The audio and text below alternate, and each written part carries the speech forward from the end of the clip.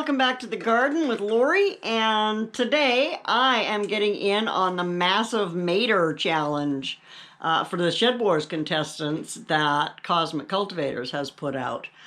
So the tomatoes that I'm going to use are these Mountain Merit, and I grew these last year for the first time, and they were big, meaty tomatoes. I actually had one that was 3 pounds by itself, one tomato. So any of y'all thinking you're gonna beat me on tomatoes this year, you might have another thing coming, because I got it going.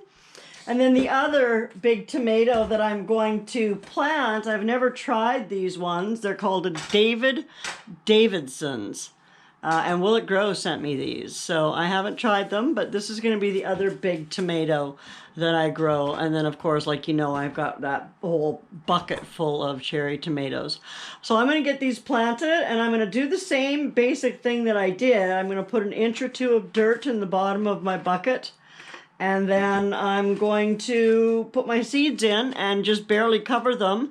And then as they grow, I will just add more dirt as I go and let them develop more and more and more roots as we go. And that way, when 6 weeks is up and it's time to put them outside, they'll have a nice root base and I will have a full bucket.